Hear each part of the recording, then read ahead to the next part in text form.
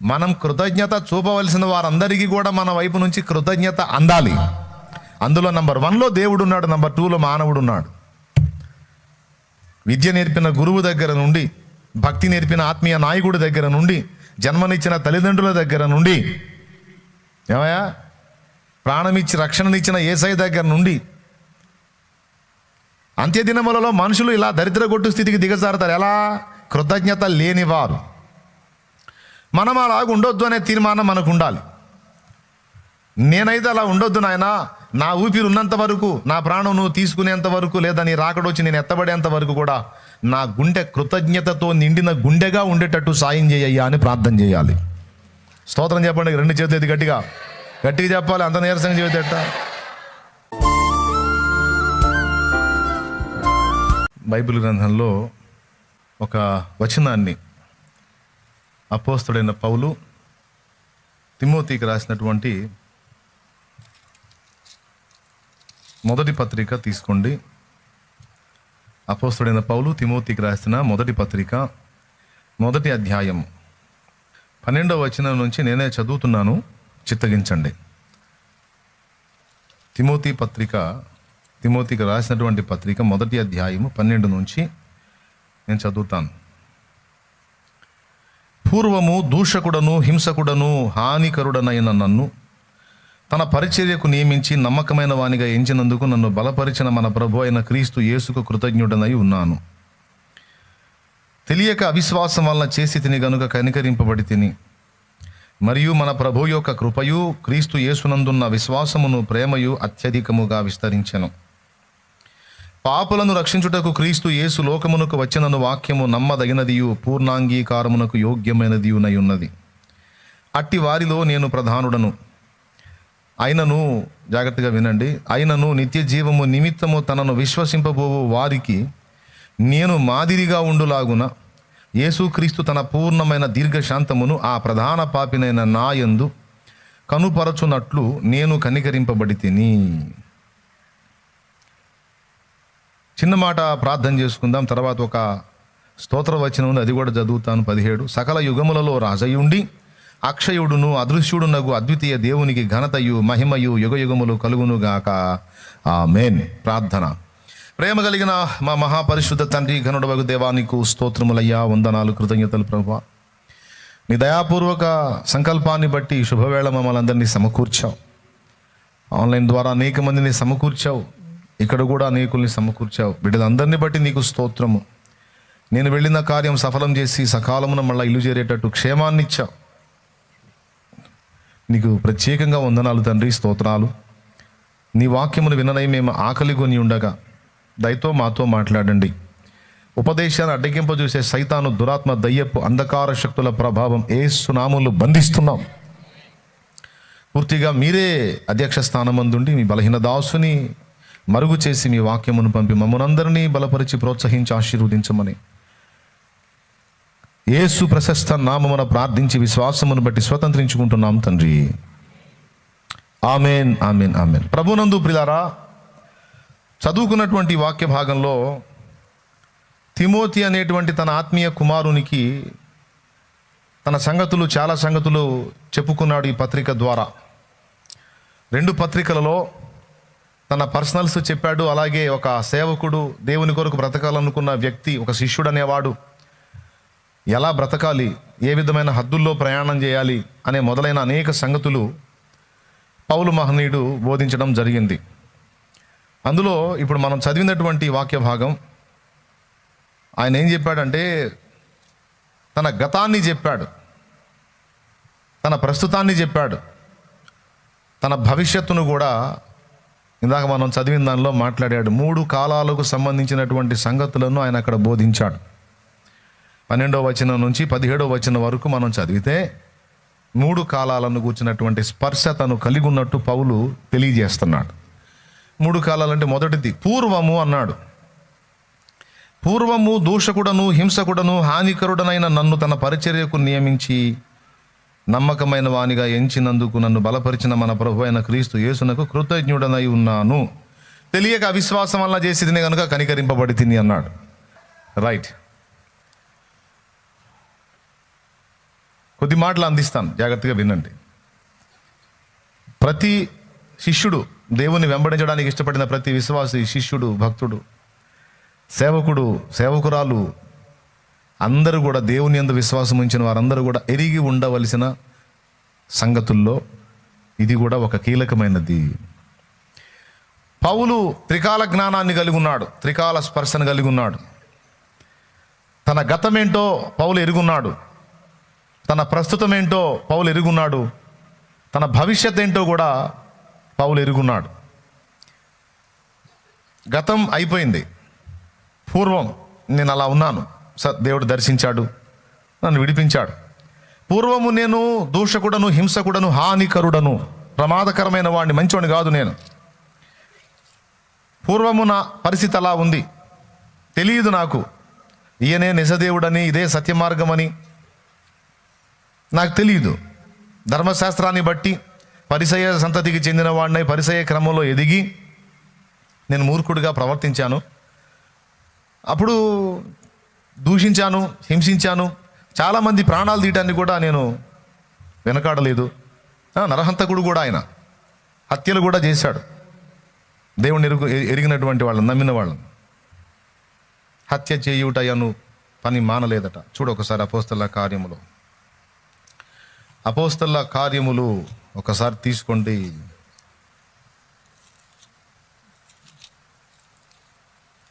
సౌలైతే 9వ అధ్యాయం 1వ వచనం. సౌలు ఇంకను ప్రభు యొక్క శిష్యులను బెదిరించుటయును, హత్య చేయుటయును, తనకు ప్రాణాధారమైనట్టు ప్రధాన యాజకుని యొద్దకు వెళ్ళి, చూసారా, బెదిరించుట, హత్య చేయుట. ఓకేనా? ఆయనే చెప్పాడు, పూర్వము హింసకుడను, దూషకుడను, హానికరుడను అన్నాడు, ప్రమాదకారిని. వాస్తవంగా తన ప్రజల్ని నేను ఇబ్బంది పెట్టాను, తన ప్రజల్ని దూషించాను, తన ప్రజల్ని హింసించాను, చంపాను కాబట్టి యేసు ప్రభు నన్ను దర్శించినప్పుడు చంపేయాలి, నన్ను చిత్రవదగా చంపేయాలి నన్ను. కానీ ఆయన ఆ పని చేయలే. ఎందుకు చేయలేదంటే కనికరపడ్డాడు నా మీద. ఎందుకు కనికరపడ్డాడంటే నేను చేసే దుర్మార్గం తప్పని, ఇలా చేయకూడదని తెలిసి దేవునికి వ్యతిరేకంగా అయిపోతున్నానన్న సంగతి నాకు తెలియకుండానే జరిగింది.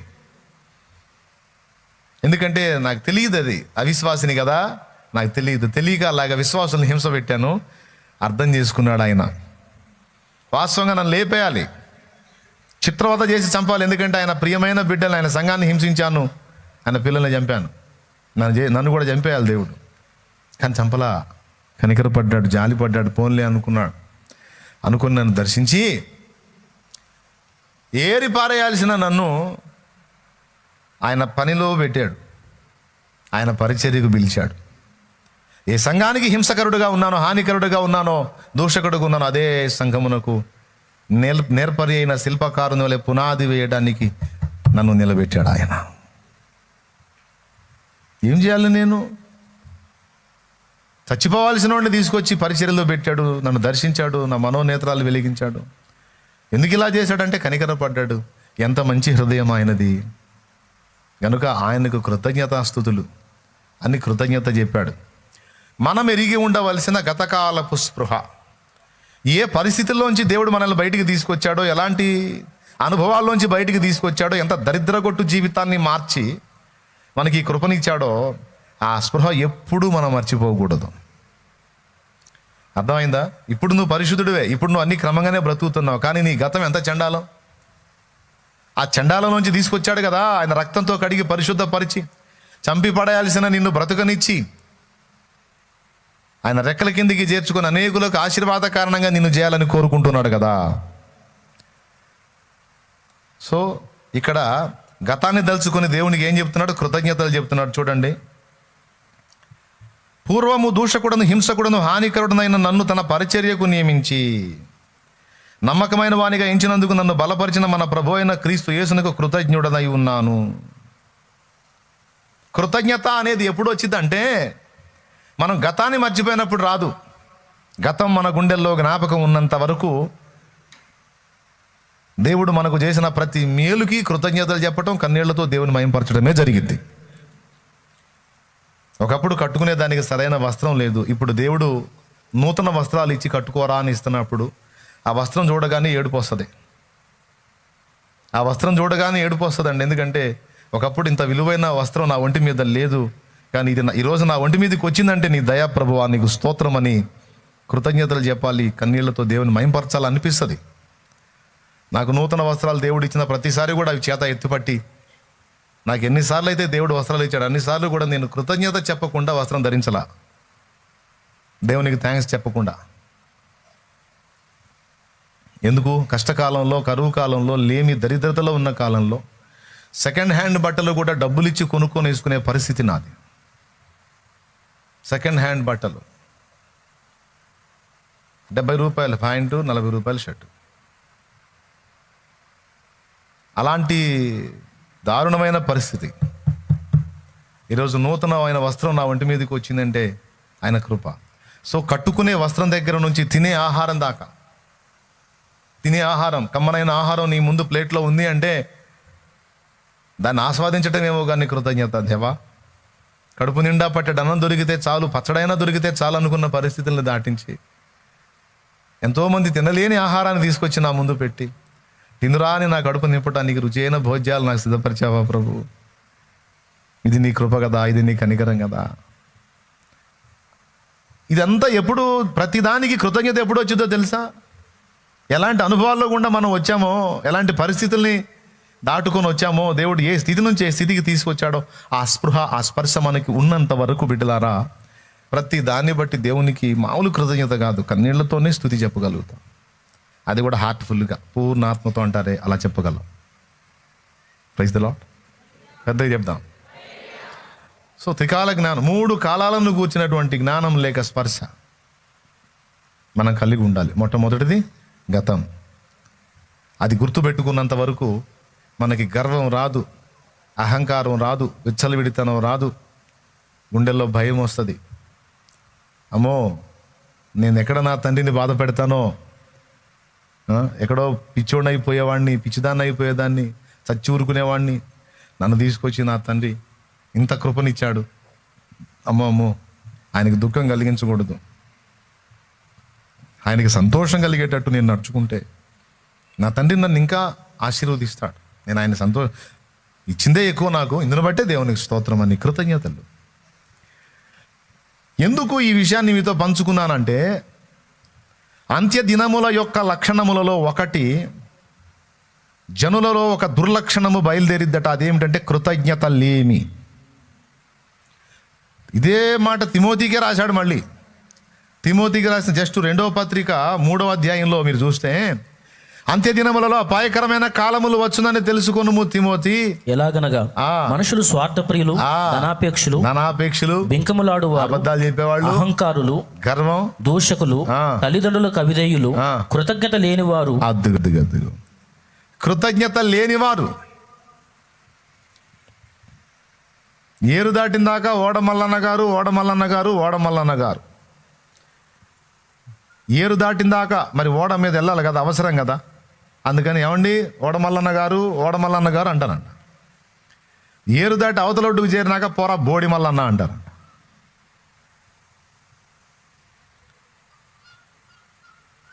అంటే యూజ్ అండ్ త్రో, వాడే వదిలేయి. అరే ఈ వ్యక్తి మనుషులకు కానీ దేవుడికి కానీ వర్తిస్తుందండి. ఇది మనుషులకు కానీ ఆలోచన చేయాలి కదా, ఈ వ్యక్తి వల్ల నేను ఇంత మేలు పొందాను, ఈ వ్యక్తి నాకు ఇంత ఉపయోగపడ్డారు, ఈ వ్యక్తి ద్వారా నేను ఇంత ఆదరించబడ్డానని ఒక వ్యక్తి విషయంలో కానీ, ఆ దైవం విషయంలో కానీ, జన్మనిచ్చిన వారి విషయంలో కానీ మనం కృతజ్ఞత చూపవలసిన వారందరికీ కూడా మన వైపు నుంచి కృతజ్ఞత అందాలి. అందులో నంబర్ 1లో దేవుడు ఉన్నాడు, నంబర్ 2లో మానవుడు ఉన్నాడు. విద్య నేర్పిన గురువు దగ్గర నుండి, భక్తి నేర్పిన ఆత్మీయ నాయకుడి దగ్గర నుండి, జన్మనిచ్చిన తల్లిదండ్రుల దగ్గర నుండి, ఏమయ్యా ప్రాణమిచ్చి రక్షణనిచ్చిన యేసయ్య దగ్గర నుండి, అంత్యదినములలో మనుషులు ఇలా దరిద్రగొట్టు స్థితికి దిగజారుతారు. ఎలా? కృతజ్ఞత లేనివారు. మనం అలాగ ఉండొద్దు అనే తీర్మానం మనకు ఉండాలి. నేనైతే అలా ఉండొద్దు నాయనా, నా ఊపిరి ఉన్నంత వరకు, నా ప్రాణం నువ్వు తీసుకునేంత వరకు, లేదా నీ రాకడొచ్చి నేను ఎత్తబడేంత వరకు కూడా నా గుండె కృతజ్ఞతతో నిండిన గుండెగా ఉండేటట్టు సాయం చేయ్యా అని ప్రార్థన చేయాలి. స్తోత్రం చెప్పండి. 2 చేతులు గట్టిగా చెప్పాలి. అంత నీరసంగా చెబితేట నా ఊపిరి నువ్వు తీసుకునేంత వరకు కూడా కృతజ్ఞత అనేది ఎన్నడూ నేను మిస్ కాకూడదు నా తండ్రి. మనకు మేలు చేసిన వానికి తిరిగి మేలు చేయునట్లు, పోనీ మేలు చేయకపోయినా పర్వాలేదు కానీ గుంట తీయకూడదు, హాని చేయకూడదు. మేలు చేసిన వానికి మేలు చేయాలి. ఎంత అవకాశం ఉంటే అంత, ఎన్నిసార్లు అయితే అన్నిసార్లు గుండెల్లో ఆ కృతజ్ఞత బుద్ధి నింపబడాలి. నేనైతే ఒక పట్టాన మేలు చేసిన వాళ్ళని మర్చిపోవడానికి ఇష్టపడను. నా హృదయంలో వారి ఎడల ఎల్లప్పుడూ కృతజ్ఞతా భావం ఉంటుంది. ఫలానా విషయంలో నాకు వీళ్ళు సాయం చేశారనే ఆ భావన మాత్రం నాకు ఎప్పుడు ఉంటుంది. నా ఎదుటికి వచ్చినప్పుడు నేను చేయదగ్గది ఎంతోమందికి ఎన్నోసార్లు చేయడానికి దేవుడు నా కృపనిచ్చాడు. అంతేకాదు ఏదో చేసి అంతటితో దులిపేసుకోవడం కూడా కాదు. మర్చిపోతారు కొంతమంది. ఏదో చేశాంగా, మేలు చేసినందుకు ఏదో చేశాంగా, అయిపోయిందిగా, ఇంకేముందిలే అనుకుని వదిలేస్తాను. నేను అట్ట కూడా వదలను, గుర్తు చేసుకుంటా ఉంటా. ఎందుకు గుర్తు చేసుకుంటాను వీళ్ళందరినీ, నాకు మేలు చేసిన వాళ్ళందరినీ అంటే, నా గతాన్ని గుర్తు చేసుకుంటాను కాబట్టి. ఖాళీగా ఉన్నాను, వెళ్ళి కూర్చున్నాను, ఒంటరిగా ఉన్నాను, మౌనంగా ఉన్నాను, ఆలోచనలన్నీ అయ్యే దొంతరలు ఆలోచనల దొంతరలు దొర్లుతూ ఉంటాయి నా మనస్సులో. పండుకున్నాను, నిద్ర రాలేదు, ఆ మౌనంలో కూడా ఏ గతం మళ్ళీ మర్చిపోతానేమని మనసు కూడా చెప్పుకున్నాను. దారి తెన్నో తెలియకనే తిరిగిన దినములను. ఐడియా ఉందా మీకు ఆ పాట?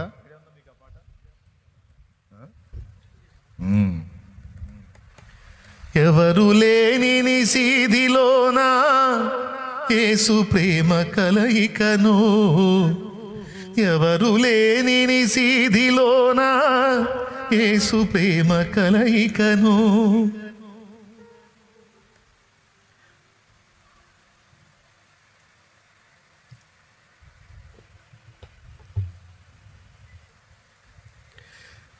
ఏనాటికి మారిపోనే క్రీస్తుని మమకారమును, గుర్తు చేసుకో మనస గుండెలోన దాచుకో, గుర్తు చేసుకో మనస గుండెలోన దాచుకో.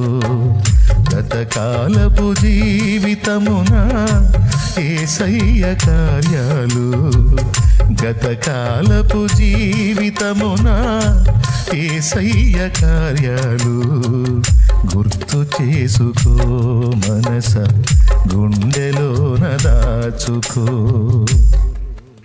ఇందులో 3 చరణాలు ఉంటాయి. నా వేదనంతా నేను అనుభవించినవన్నీ గుర్తు రాసుకుని నా మనసుకు చెప్పుకుంటే, ఏ మనసా విర్రవేగకే, గట్టెక్కానని విడిచిపడకే, గతాన్ని మర్చిపోకే, దెబ్బతింటావు పనికిమాలిన మనసా.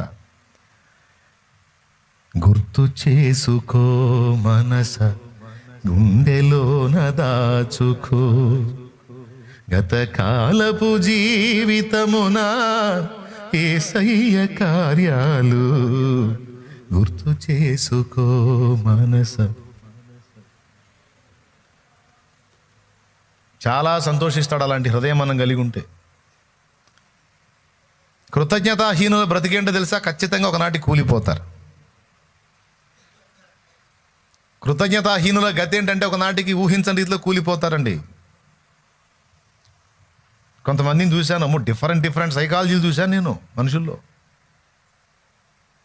ఆపత్కాలంలో వాడు మేలు పొందుతాడు, అవకాశం దొరికితే నాకెంతటి హానైనా తలపెట్టడానికి సిద్ధమవుతాడు. అరే వాడు మేలు పొందినవాడు కదరా మన దగ్గర, వాడు కీడుకి ఎలా తలపడ్డాడు అంటే వాక్యం నిరర్థకం కానేరదు కదా. అంత్యదినాల్లో అపాయకరమైన కాలాల్లో వచ్చే దుర్లక్షణాల్లో ఒక లక్షణం కృతజ్ఞతాహీనత. అన్నం పెట్టినోడికి గుంట తీసే సైకాలజీ. దేవునికి స్తోత్రం, హల్లెలూయా. బిడ్డలారా గుర్తుపెట్టుకోండి, తెలిసి మనకు తెలిసిగా ఎప్పుడు ఎవరికి ఏ ద్రోహం మన నుండి జరగొద్దు. మనం ఏం చేయకపోయినా అవతలోడు ఏదో మన వల్ల ద్రోహం జరిగినట్టు ఫీల్ అయితే వాడి కర్మ, మనకు సంబంధం లేదు. కొంతమంది ఉంటారు ఊరికనే మనల్ని అపార్థం చేసుకుంటారు. మన వాడికి ఏం అన్యాయం చేయవు, మన వాడికి ఏం కీడు చేయవు, కానీ వాడేదో ఊహించుకుంటాడు.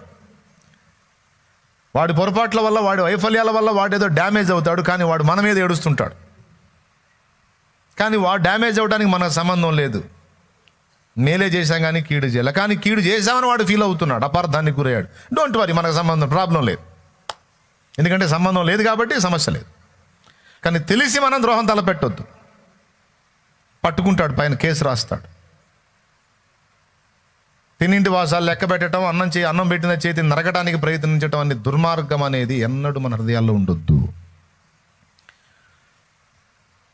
ఈ వ్యక్తి నాకు ఈ విషయంలో హెల్ప్ చేశారు, ఈ వ్యక్తి నాకు ఈ విషయంలో సాయం చేశారు, మనుషుల విషయంలో అయినా, అంతకంటే ముందు దేవుని విషయంలోనైనా సరే మన గతం ఏంటి అనే స్పర్శ కలిగినోడు విశ్వాసైనా, శిష్యుడైనా, పరిచారకుడైనా, సేవకుడైనా సరే వర్ధిల్లుతాడు.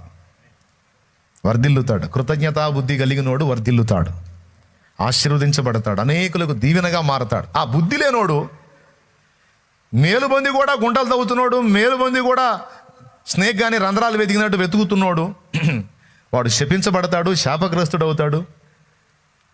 కృతజ్ఞతాహీనుడు, గుంట తీద్దామనే బుద్ధి కలిగినోడు వాడు తీయటమేమో కానీ తవి ఆడనేద్దాం గుంట్లో అనుకుని చివరికి వాడేబడి నాశనం అవుతాడు. అదంతే. కాబట్టి ఇందు మూలంగా మీ యావన మంది తెలియజేయటం ఏమనగా, పొరపాటును కూడా ఆ సైతాన్ సైకాలజీ మాత్రం కలిగి ఉండొద్దు. అది సైతాన్ సైకాలజీ. వాడు కీడు చేద్దాం అనుకొని ఉడుకో వాడు ఏం చేయలేడు, కానీ వాడు మాత్రం ఘోరమైన కీడులో పడతాడు. కాబట్టి బిడ్డలారా, మొదటి పాఠంగా గుర్తుపెట్టుకోండి,